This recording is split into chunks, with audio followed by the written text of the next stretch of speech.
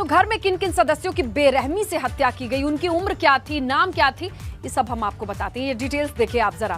देखिए, प्रयागराज में एक ही घर के 5 लोगों की हत्या। पहला नाम है राजकुमार यादव, घर का मुखिया, उम्र 55 साल। कुसुम राजकुमार की पत्नी है, उम्र 50 साल। मनीष राजकुमार की बेटी, उम्र 25 साल है। सविता सुनील की पत्नी है, इनकी उम्र है 30 साल। अगला नाम है साक्षी, सुनील की बेटी है, उम्र 2 साल। तो ये वो नाम और उम्र है जिसमें 2 साल की बच्ची भी शामिल है, जिसे ईंट पत्थर से कुचल करके बड़ी निर्ममता से मौत के घाट उतारा गया है। इस पूरी खबर पर हमारी नजर बनी हुई है। हमारे सहयोगी मोहम्मद मोइन मौके पर मौजूद हैं, लगातार तस्वीरें दिखा रहे हैं और वहां से भी जो जानकारी है वो आप तक पहुंचा रहे हैं। मोइन, अभी तक क्या जानकारी आ रही है, जरा बताइए डिटेल में दर्शकों को। देखिए, इस वक्त हम उसी घर में मौजूद हैं जहां पर ये सनसनीखेज वारदात हुई है। एक ही परिवार के 5 लोगों को मौत के घाट उतारा गया है। पूरे परिवार में, पूरे मकान में, या यूं कह लें कि पूरे गांव का माहौल है, हर कोई स्तब्ध है और ये जानना चाहता है कि आखिर वो कौन सी वजह थी, वो कौन से लोग थे जिन्होंने पूरे परिवार को मौत के घाट उतारा। कौन सी वजह थी कि छोटी बच्ची तक को, बुजुर्ग महिला तक को नहीं छोड़ा गया है। और इस मामले में एक और बात निकल करके सामने आई है कि जो 2 महिलाएं थी, जो मृतक राजकुमार की बेटी थी और बहू थी, दोनों के कपड़े जो है वो अस्त व्यस्त थे। तो ऐसे में रेप की आशंका से भी इनकार नहीं किया जा सकता है। जो पुलिस के अधिकारी हैं उन्होंने अभी इस बारे में खुलकर कुछ नहीं कहा है, लेकिन उन्होंने साफ तौर पर कहा है कि इस मामले में रेप की आशंका से कतई इनकार नहीं किया जा सकता है। पोस्टमार्टम रिपोर्ट के आधार पर, बिसरा के रिपोर्ट के आधार पर, तमाम जो जांच है उसके आधार के बाद ही जो है इस नतीजे पर पहुंचा जा सकेगा कि क्या महिलाओं भी किया गया था। तो अगर ऐसा है तो बेहद सनसनीखेज और बेहद चौंकाने वाली बात होगी और जो कानून व्यवस्था पर सवालिया निशान भी निश्चित तौर पर खड़े करेंगे। यहाँ पर इस पूरे मामले में राजनीति भी हो रही है। समाजवादी पार्टी के तमाम नेता, 2 विधायक यहाँ पर घिनौनी वारदात को अंजाम दिया जा रहा होगा, जिसमें 55 साल से लगाए 2 साल की बच्ची भी है। आस पड़ोस के लोगों से बातचीत करने पे उन्होंने क्या कहा? घर बहुत दूर था, आइसोलेटेड था, आवाज नहीं आई। देखिए, ये जो मकान है, हम एक बार फिर से तस्वीरों के जरिए दिखाना चाहेंगे। एकदम सड़क पर लगा हुआ मकान है और आसपास का जो एरिया है, यहाँ से दूर पर मकान है, तकरीबन 100 मीटर दूर पर, एकदम सटा हुआ कोई मकान नहीं है। तो निश्चित तौर पर जब इस तरीके से वारदात हुई होगी, 5 लोगों की ईंट पत्थरों से कुचलकर हत्या की गई। हमने वो कमरा भी आपको दिखाया जिसमें लोग सोए हुए थे, वो जगह भी दिखाई, 2 जगह जहाँ पर डेड। तो निश्चित गुहार मची होगी, मदद के लिए गुहार लगाई गई होगी, लेकिन दूर पर 2 जो आसपास के मकान है वो दूर पर है, वहां तक आवाज नहीं पहुंची हुई होगी।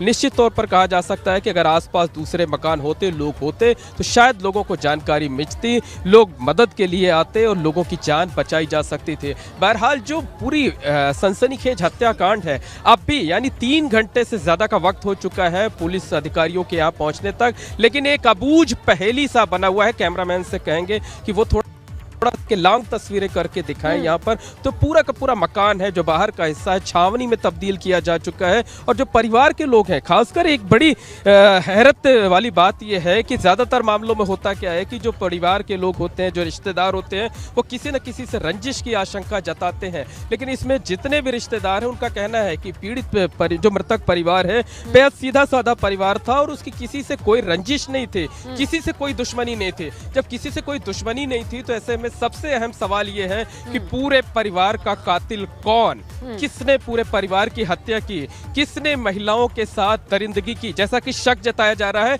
अभी ये साफ नहीं है कि महिलाओं के साथ जो राजकुमार की बेटी है दरिंदगी की ही गई है, अभी ये साफ नहीं। लेकिन मौके वारदात पर जो पुलिसकर्मी मौजूद थे, वो इस बात की आशंका से कतई इनकार नहीं कर रहे हैं। उनका कहना है कि निश्चित तौर पर जो मौके वारदात पे जो क्लू मिले हैं, वो इस तरफ इशारा कर रहे हैं, लेकिन ये जांच का विषय होगा। प्रयागराज के डीएम संजय कुमार खत्री ने क्या कहा वो सुनवाएंगे, लेकिन इससे पहले जरा जल्दी से बता दीजिए, ये परिवार करता क्या था? राजकुमार का परिवार, क्या घर में बहुत गहने हो या पैसे हो, या फिर इसका अंदाजा लगाया जाए कि लूट खसोट इरादा था, या क्या चीजें थी?